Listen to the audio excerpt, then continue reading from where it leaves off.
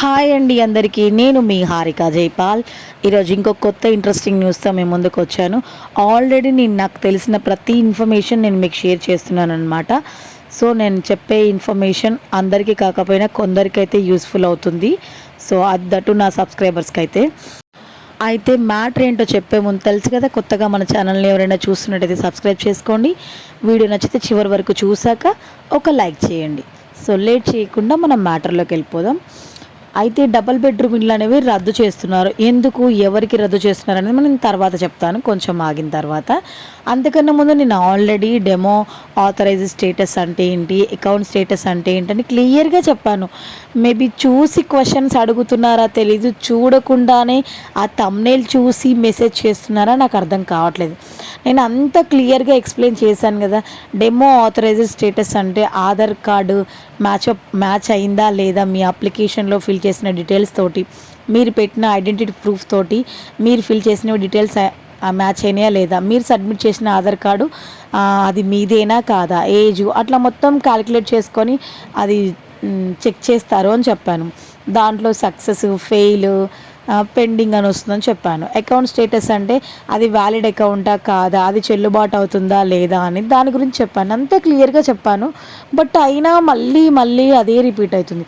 ఇంకొకరు కొత్తగా అడిగారు ఏమని అంటే, డబుల్ బెడ్రూమ్ ఇల్లు అప్లై చేసుకున్న వాళ్ళు అర్హులు అయ్యుండి మేబీ వాళ్ళు చనిపోతే ఆ ఇల్లు ఎవరికి ఇస్తారా, ఇయ్యరా? ఇస్తారు ఆటోమేటిక్గా. తను చనిపోతే ఇంట్లో ఫ్యామిలీ మెంబర్స్ లేరా, ఉంటారు కదా, సో వాళ్ళకి ఇచ్చేస్తారు. లేదా సింగిల్ ఉమెన్ ఒక్కతే అయ్యుండి తనకు పిల్లలు ఇట్లా ఎవరు లేకుంటే ఆమెకి ఇవ్వరు.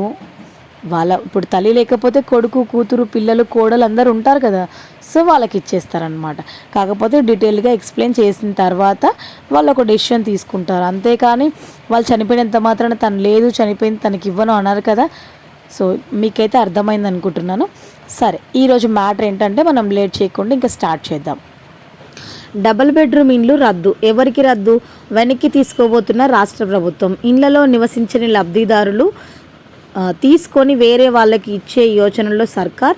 సిటీలో దూరంగా ఉన్న ఇండ్లు, దీంతో ఆసక్తి చూపని లబ్ధిదారులు త్వరలోనే నోటీసులు పంపిస్తున్న అధికారులు.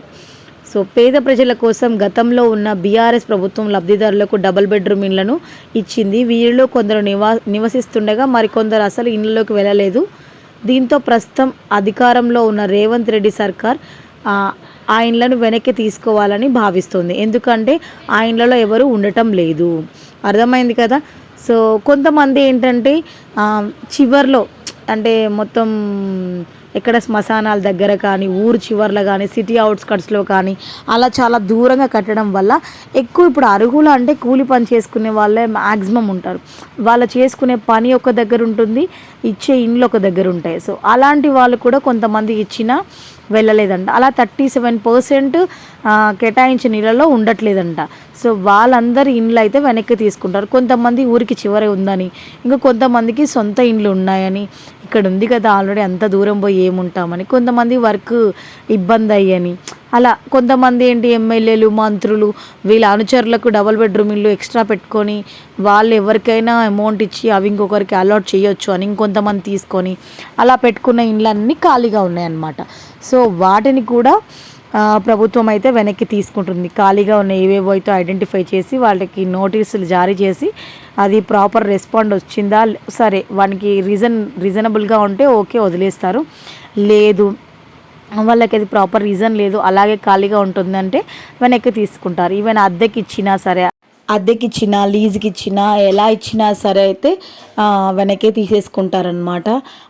అందులో ఒకటి ఇంకా ఈ ఇందిరమ్మ ఇండ్లు కానీ ఇంక ఇలాంటి గవర్నమెంట్ నుంచి వచ్చే ఇండ్లకు సంబంధించిన ఏ స్కీము వాళ్ళకు రాకుండా చేస్తారంటండి. సో ఇది మ్యాటరు. అండ్ August 15th అయితే డెడ్ లైన్. అన్ని డిస్టిక్స్ వాళ్ళకైతే వస్తాయి. మా డిస్టిక్ వస్తుందా, మంచిర్యాల, కరీంనగర్, నల్గొండ, మహబూబ్ నగర్, రంగారెడ్డి, మేడ్చల్, ఉప్పల్ అన్ని డిస్టిక్లకు అయితే డిస్ట్రిబ్యూషన్ జరుగుతుంది 10 to 12 లోపల అయితే. లిస్ట్ అంటే ఎవరు అర్హులు అనేది ఫైనలైజ్ చేస్తారనమాట.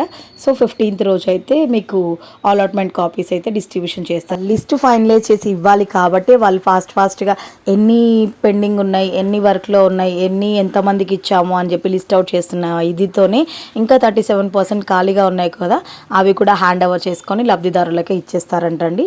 సో ఇది మ్యాటర్. వీడియో నచ్చితే మర్చిపోకుండా ఒక లైక్ చేయండి. ఓకేనా? Thank you.